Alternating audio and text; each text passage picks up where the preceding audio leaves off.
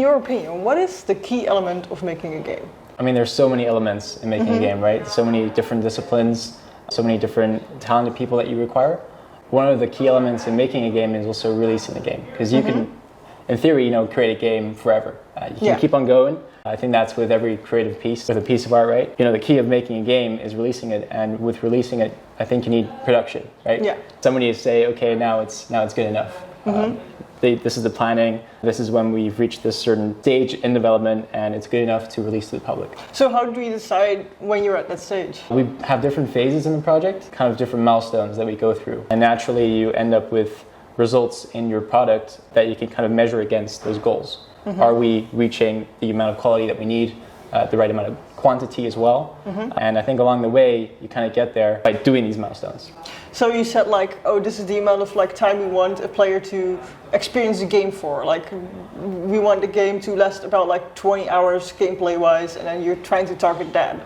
Or is it we want so many quests and main quests to be happening? I think it definitely starts out with the quantity in terms of length. So what is the intended game length supposed to be like? I think for Deliver Us the Moon, our debut game, it was 5-6 hours, depending on how fast you are as a player, of course. Yeah. But for Mars, we definitely wanted to go a little bit further in terms of game length. I think we targeted 7 hours and a half or 7.5 hours. I think we pretty much made that happen by starting out with a horizontal slice of the game. So creating everything in white box, as dirty and quick as possible, just to kind of get all the environments in, all the levels in, that the player will go through, right, from start to finish.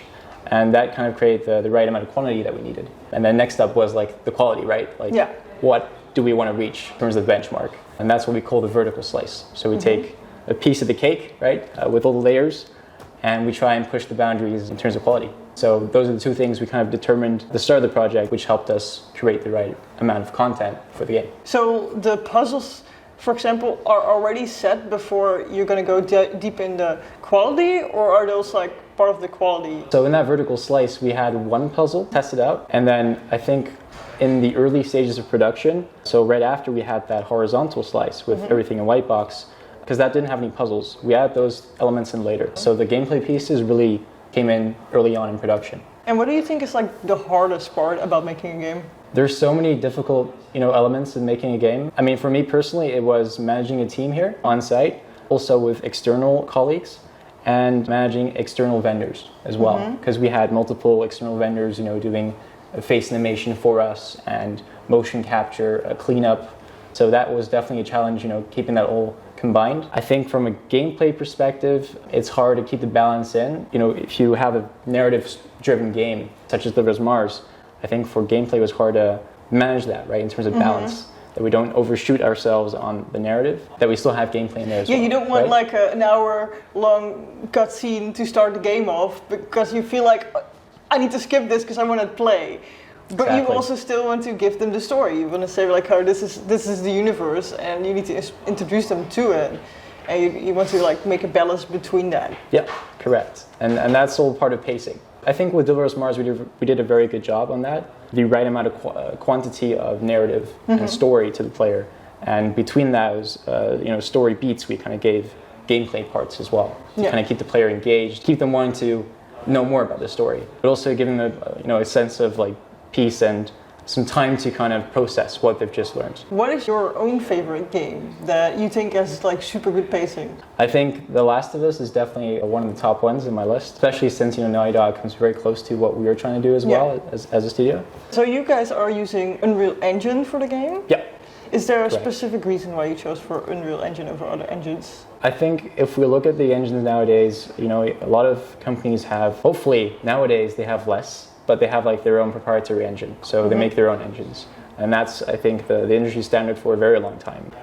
30, 40 years back, maybe not even that long, maybe 20 years back, people were making their own engines, right? We have the Decima engine from Guerrilla Games, we have Snowflake, we have a lot of other engines out there. But I think what helps us with Unreal Engine is that it's very community driven. There are a lot of people using it. There's a lot of content out there. There are a lot of tutorials out there as well. It's very easy to get into, so you don't pay with a paywall to start working in it. You actually start paying, I think, if you earn more than $1 million revenue, or $1 million in revenue. I think with Unity, it's a little different. So I think for indies, it might be a little bit harder to, start working and start making some money. And with Unreal Engine 5 in particular, that's what we're working on, or with right now. I mean, that's freaking awesome. Like the dynamic lighting of Lumen and Nanite, those systems that you can just throw in a lot more geometry, and it allows artists to kind of be creative and not focus on the optimization part as much. Yeah. So yeah, definitely like a really awesome tool to work with, user friendly, and yeah, we love working with it. And if there's people that want to become a game dev, like where should you start? My personal journey started out in university, so I kind of studied to jump into the game development cycle. But I think there are different routes that you can go in. You can actually start as like a QA guy or girl.